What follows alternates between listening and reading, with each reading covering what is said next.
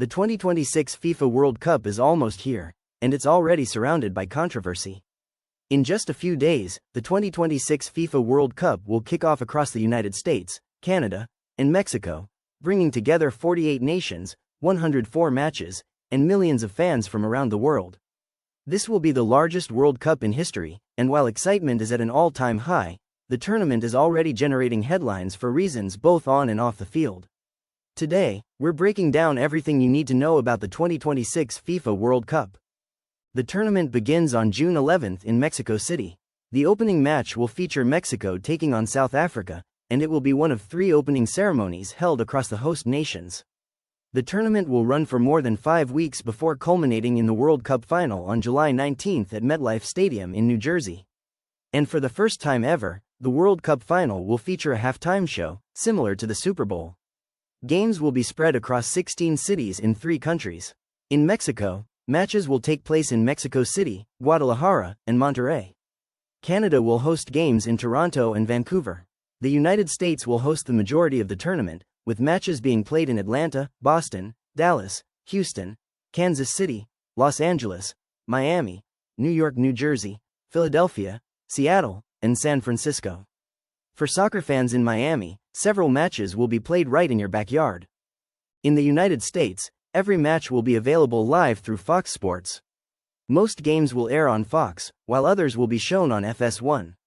Spanish-language coverage will be available through Peacock, Telemundo, and Universo. And if you want to watch for free, Tubi will stream the opening match and the United States' first game without requiring an account. This year's tournament introduces the biggest format change in World Cup history. Instead of 32 teams, there will be 48. The teams have been divided into 12 groups of 4. The top 2 teams from each group advance, along with the 8 best third-place teams. That means more countries, more matches, and more opportunities for surprises. While many nations believe they can make a deep run, most experts point to 4 teams as the favorites: Spain, France, England, and defending champions Argentina. The United States will begin its campaign against Paraguay in Los Angeles before facing Australia and Turkey during the group stage. This year's tournament isn't just about soccer. FIFA is planning massive entertainment events before the action even begins.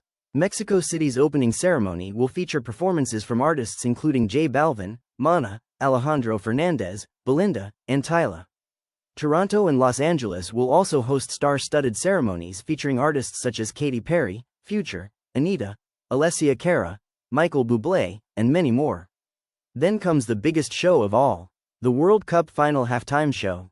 Reports indicate performances from Shakira, Madonna, and BTS, with the event being curated by Chris Martin of Coldplay.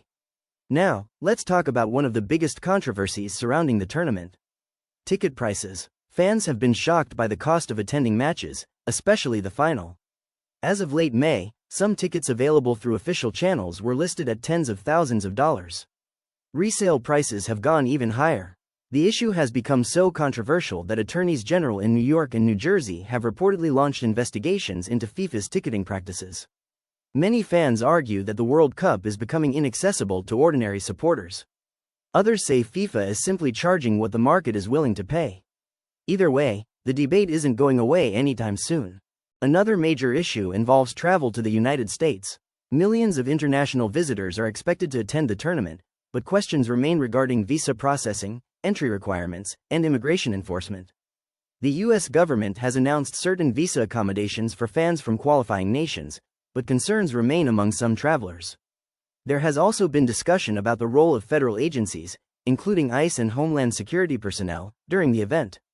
Officials say their focus will be on public safety, counterfeit tickets, trafficking, and other criminal activity. Still, the topic has sparked significant debate among fans and advocacy groups worldwide.